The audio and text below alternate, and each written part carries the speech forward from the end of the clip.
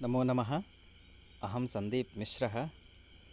आज मैं आप लोगों के लिए कक्षा 9 की जो पुस्तक है सेमुशी, जो कि इस वर्ष परिवर्तित हो गई है। इसके पहले दूरवा पुस्तक लगती थी कक्षा 9 में, जो परिवर्तित हो करके अब शेमुशी एनसीईआरटी की पुस्तक कक्षा 9 में लगने लगी है इस वर्ष से। तो उसी सेमुशी पुस्तक के प्रथम पाठ को आज मैं आप लोगों को पढ़ाऊँगा। नवम कक्षायाः संस्कृत पाठ्यपुस्तकम। तो उसमें देखिए, सबसे पहला पाठ है भारती वसंत गीतिः। भारती वसंत गीतिः, इस शब्द में 3 शब्द हैं। भारती वसंत गीतिः। इसके अर्थ को हम समझेंगे तो जब हम इसके अर्थ को करते हैं तो वसंतस्य गीतिः वसंत गीतिः, यहाँ षष्ठी तत्पुरुष समास होता है। और भारती भारत्याः वसंत गीतिः भारती वसंत गीतिः, षष्ठी तत्पुरुष समास यहाँ होता है। तो अर्थ क्या है? भारती, भारती अर्थात सरस्वती। वसंतः, वसंतः अर्थात वसंत ऋतु। और गीतिः, गीतिः अर्थात गीतम। तो अर्थ क्या हुआ? सरस्वत्याः वसंत ऋतोः गीतम। हिंदी अर्थ क्या है? सरस्वती का वसंत ऋतु का गीत। तो भारती वसंत गीतिः, इस शब्द का अर्थ है सरस्वती का वसंत ऋतु का गीत। आज हम इस पाठ को पढ़ेंगे। हाँ, तो सबसे पहले पाठ की रूपरेखा देखनी है। रूपरेखा में क्या लिखा है? अयं पाठः आधुनिक संस्कृत कवेः पंडित जानकीवल्लभ शास्त्रिणः काकली इति गीतसंग्रहात् संकलितोऽस्ति। अर्थ क्या हुआ? अयं पाठः, यह पाठ, यह कौन सा पाठ? भारती वसंत गीतिः।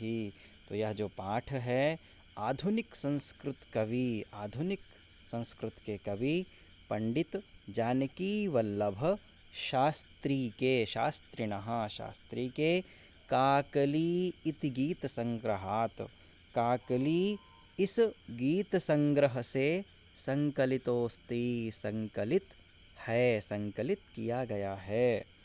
प्रकृतेः सौन्दर्यम् अवलोक्य, प्रकृतेः सौन्दर्यम् अवलोक्य एव, प्रकृति का सौंदर्य देख कर ही सरस्वत्याः वीणायाः। यहाँ एक बात है, सरस्वत्याः पुस्तक में सरस्वत्यः लिखा हुआ है, वहाँ षष्ठी विभक्ति होगी, सरस्वत्यः नहीं, सरस्वत्याः रूप बनेगा। तो सरस्वत्याः वीणायाः मधुरझंकृतयः प्रभवितुं शक्यन्ते। अर्थ क्या हुआ? प्रकृति के सौंदर्य को देख कर ही सरस्वती के वीणा की मधुर ध्वनि प्रभावित हो सकती है। माँ सरस्वती की जो वीणा है, उस मधुर वीणा की जो झंकार है, वह झंकार प्रभावित हो सकती है। इति भावना पुरस्सरम, इस भावना के साथ कवि ही प्रकृतेः सौंदर्यं वर्णयन्, जो कवि हैं, आधुनिक संस्कृत कवि हैं पंडित जानकीवल्लभ शास्त्री जी, वो कहते हैं, क्या कहते हैं? प्रकृतेः सौंदर्यं वर्णयन्, प्रकृति के सौंदर्य का वर्णन करते हुए सरस्वतीं वीणावादनाय संप्रार्थयते, माँ सरस्वती को वीणा बजाने के लिए प्रार्थना करते हैं। तो इस पाठ को आगे हम पढ़ेंगे। जैसा कि देखिए, सस्वर पाठः, सबसे पहले यह एक संस्कृत गीत है, माँ सरस्वती के वसंत ऋतु का गीत है। तो इस पाठ का हम सबको सस्वर वाचन करना चाहिए, स्वर सहित इसका गान करना चाहिए। मैं इसके कुछ इसके जो श्लोक हैं इनको मैं गाऊंगा, और आप भी इस प्रकार से गाने का प्रयत्न करें। और बहुत ही अच्छा इसका स्वर है, आप सब लोग गाने का प्रयत्न करें, प्रयास करें। निनादयन वीणाम् अये वाणि वीणाम् मृदुं गाय गीतिं ललितनीतिलीनाम् निनादयन वीणाम् अये वाणि वीणाम् मृदुं गाय गीतिं ललितनीतिलीनाम् मधुरमञ्जरी पिञ्जरीभूतमाला मधुरमञ्जरी पिञ्जरीभूतमाला वसन्ते लसन्तीह सरसारसाला वसन्ते लसन्तीह सरसारसाला कलापाः ललित कोकिला काकलीनां निनादयन वीणाम् अये वाणि वीणाम् निनादयन वीणाम् अये वाणि वीणाम् मृदुं गाय गीतिं ललितनीतिलीनाम् वहति मन्दमन्दं सनीरे समीरे वहति मन्दमन्दं सनीरे समीरे कलिन्दात्मजाया सवानीरतीरे कलिन्दात्मजाया सवानीरतीरे नतां पङ्क्तिमालोक्य मधुमाधवीनां निनादयन वीणाम् अये वाणि वीणाम् निनादयन वीणाम् अये वाणि वीणाम् मृदुं गाय गीतिं ललितनीतिलीनाम् ललितपल्लवे पादपे पुष्पपुञ्जे ललितपल्लवे पादपे पुष्पपुञ्जे मलयमारुतो चुम्बिते मञ्जुकुञ्जे मलयमारुतो चुम्बिते मञ्जुकुञ्जे स्वनन्तीं ततिं प्रेक्ष्य मलिमालिनीनां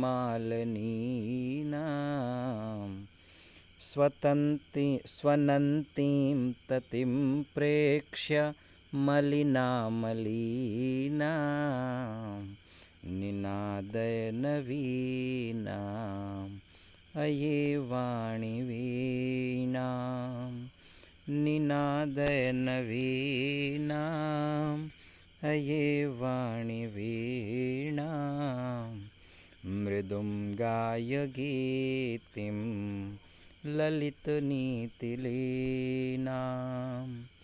लतानां नितान्तं सुमं शान्तिशीलं लतानां नितान्तं सुमं शान्तिशीलं चलेदुच्छलेत्कान्त सलिलं सलीलं चलेदुच्छलेत्कान्त सलिलं सलीलं तवाकर्ण्यवीणाम् अदीनां नदीनां निनादयन वीणाम् अये वाणि वीणाम् निनादयन वीणाम् अये वाणि वीणाम् मृदुं गाय गीतिं ललितनीतिलीनां। मृदुं गाय गीतिं ललितनीतिलीनाम्। इस प्रकार से हम सबको इस सरस्वती माँ का जो गीत है, इस गीत को हम सस्वर पाठ करेंगे। इसके बाद हम पाठ के विवरण को समझते हैं। क्या लिखा है देखिए, माँ सरस्वती के नीचे देखिए लिखा है, निनादय नवीनाम अये वाणी वीणाम मृदुं गाय गीतिम ललित नीति लीनाम। इनके हम शब्दार्थों को समझेंगे। क्या लिखा है देखिए, निनादय, निनादय यानी निरंतर बजाओ, बार बार बजाओ। नवीनाम, नवीनाम यानी नई। अये, अये देखिए यहाँ लिखा हुआ है, मये लिखा है। नवीनाम अये, जब हम संधि विच्छेद कर देते हैं तो ये अलग अलग हो जाता है। नवीनाम अये, तो अये, अये का क्या मतलब है? हे, यह संबोधन पद है। वाणी, वाणी यानी सरस्वती, वाणी यानी सरस्वती। वीणाम, वीणा को। ललित नीति लीनाम, सुंदर नीति में लीन, सुंदर नीति में पूर्ण। मृदुम, मृदुम यानी कोमल। गीतिम यानी गीत। गाय, गाय यानी गाइए। तो इसके अब हम अन्वय को समझते हैं। अन्वय क्या है देखिए, अये वाणी नवीनां वीणां निनादय ललित नीतिलीनां मृदुं गीतिं गाय। इसका अर्थ क्या हुआ? हे माँ सरस्वती, नई वीणा को निरंतर बजाओ, सुंदर नीतियों से पूर्ण कोमल मधुर गीत को गाओ। इस प्रकार से हम अगले पद में चलेंगे। अगला जो पद है, अगला जो चरण है, क्या लिखा है देखिए, मधुर मंजरी पिंजरी भूत मालाः वसंते लसंतीः सरसा रसालाः कलापाः ललित कोकिला काकलीनां निनादय नवीनाम अये वाणी वीणाम। तो इसका क्या अर्थ है? शब्दार्थ हम समझेंगे। देखिए, मंजरी, मंजरी यानी क्या है? आम्र पुष्प। आम्र पुष्प यानी आम्र का, आम का जो फूल है, आम का फूल यानी आम की जो गौर होती है, उसे हम आम्र पुष्प भी कहते हैं। तो मंजरी का अर्थ क्या है? आम्र पुष्प, आम का जो फूल है। पिंजरी भूत मालाह, पीली हो गई पंक्ति। मालाह कैसी हो गई? पीली हो गई। पीली क्या हो गई? आम्र पुष्प, जो आम्र पुष्प है वह क्या हो गया? पीला हो गया। कब? वसंते यानी वसंत ऋतु में। लसंती, लसंती यानी सुशोभित हो रहे हैं।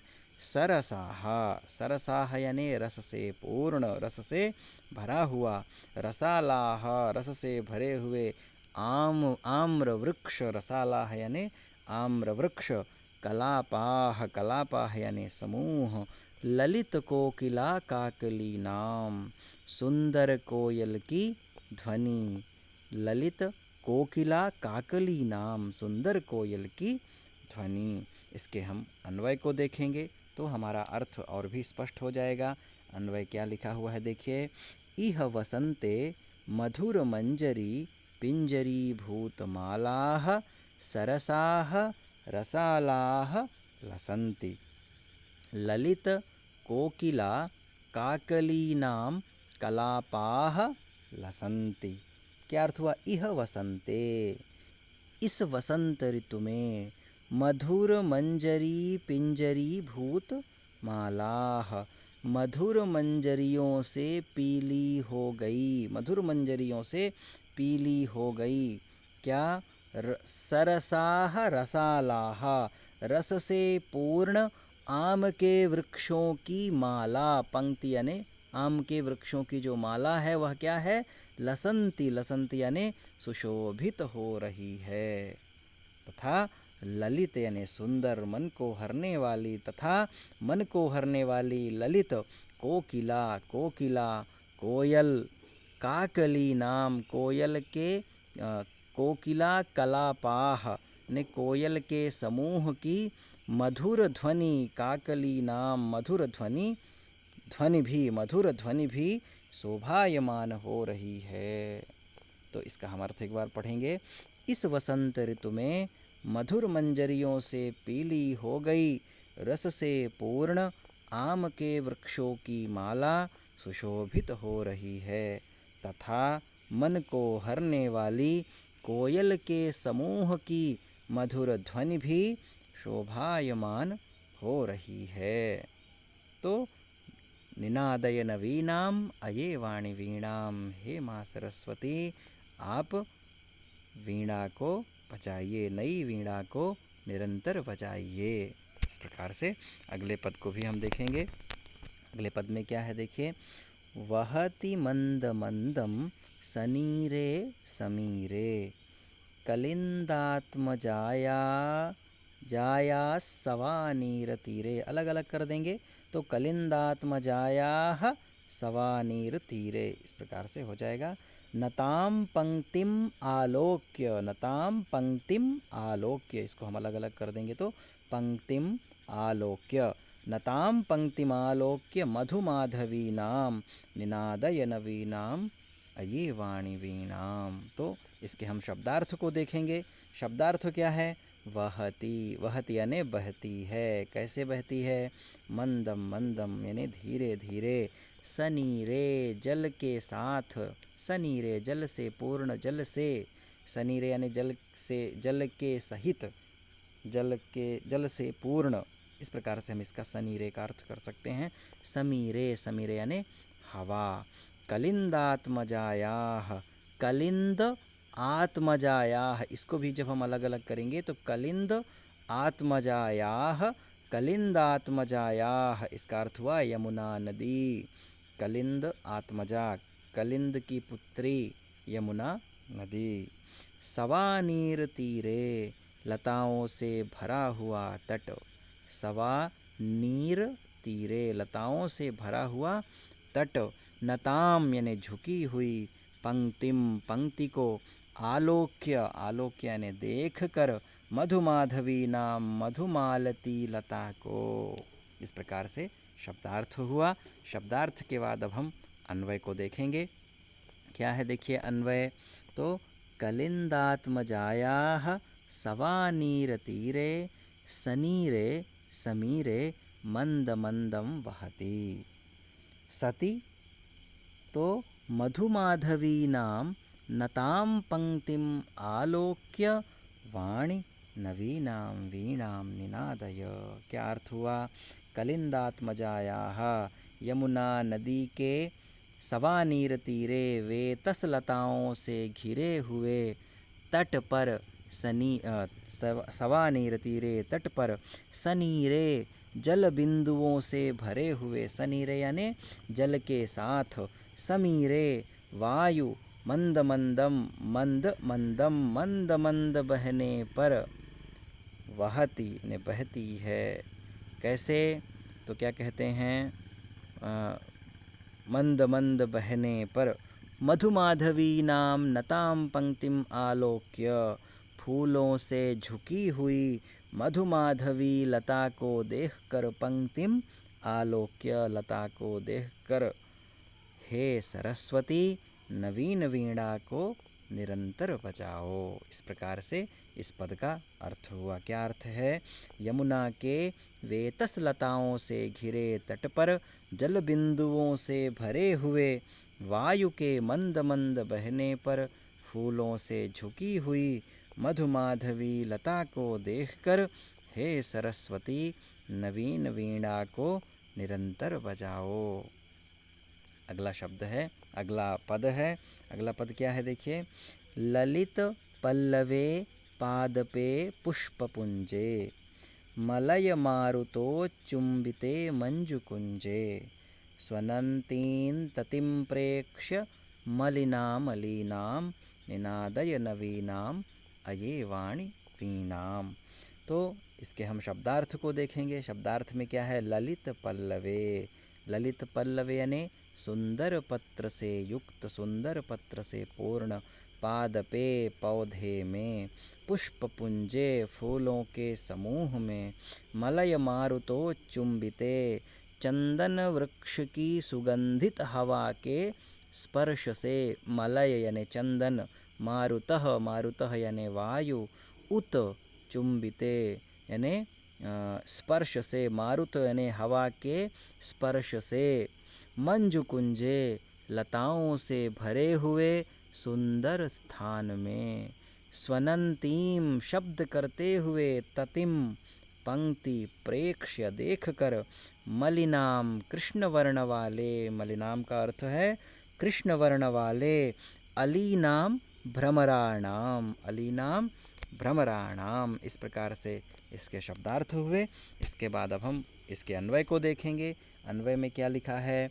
ललित पल्लवे पादपे पुष्पपुंजे, मलय मारुत उच्चुंबिते मंजुकुंजे, स्वनंतीम मलिनाम अलीनाम ततिम प्रेक्ष्य, वाणी नवीनाम वीणाम निनादय। ललित पल्लवे क्या से हुआ? अर्थ है यहाँ कवि माँ सरस्वती से प्रार्थना करता है। क्या प्रार्थना करता है? हे सरस्वती, तुम सुंदर पत्रों से युक्त, ललित पल्लवे सुंदर पत्रों से युक्त, पादपे पुष्पपुंजे पौधों के फूलों के समूह में, पुष्पपुंजे, मलय मारुत उच्चुंबिते, इसका अर्थ क्या हुआ? चंदन वृक्ष की सुगंधित हवा से स्पर्श, मंजुकुंजे, मंजुकुंजे का अर्थ क्या है? सुंदर लताओं के स्थान में, सुंदर लताओं के स्थान में, स्वनंतीम, स्वनंतीम यानी ध्वनि करते हुए, मलिनाम, मलिनाम यानी काले वर्ण के, काले वर्ण के, अलीनाम भ्रमराणाम यानी भंवरे की, ततिम, ततिम यानी पंक्ति, प्रेक्ष्य, प्रेक्ष्य यानी देख कर, वाणी नवीनाम वीणाम निनादय, हे सरस्वती नई वीणा को निरंतर बजाओ। तो इसका अर्थ क्या है? यहाँ कवि माँ सरस्वती से प्रार्थना करता है कि हे सरस्वती, तुम सुंदर पत्रों से युक्त पौधों के फूलों के समूह में, चंदन वृक्ष की सुगंधित हवा से स्पर्श, सुंदर लताओं के स्थान में, ध्वनि करते हुए काले वर्ण के भंवरे की पंक्ति को देखकर नई वीणा को निरंतर बजाओ। इस प्रकार से कवि माँ सरस्वती से प्रार्थना करता है। अगला पद है, देखिए क्या लिखा है?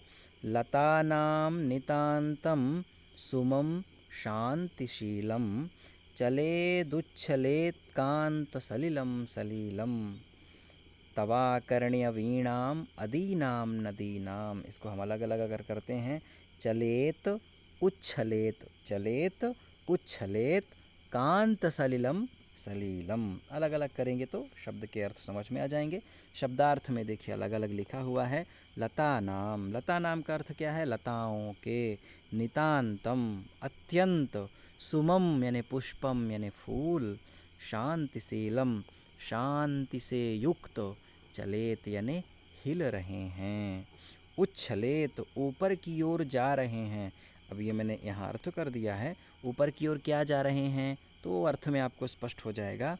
तो उच्छलेत का अर्थ क्या है? ऊपर की ओर जा रहे हैं।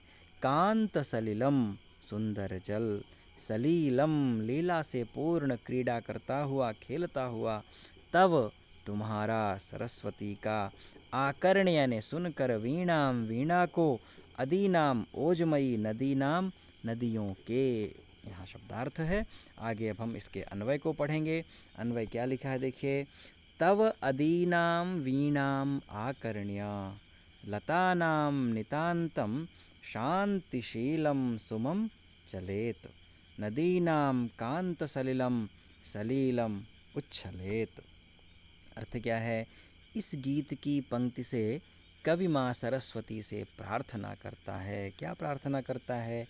कि हे माँ, तव अदीनाम वीणाम, तुम्हारी ओजमयी वीणा की धुन को सुनकर, आकर्ण्य ने सुनकर, लतानाम नितांतम शांतिशीलम, लताओं के अत्यंत शांति से स्थित पुष्प खिल रहे हैं। चलेत यानी चल रहे हैं, अर्थात पुष्प जो हैं वह खिल रहे हैं।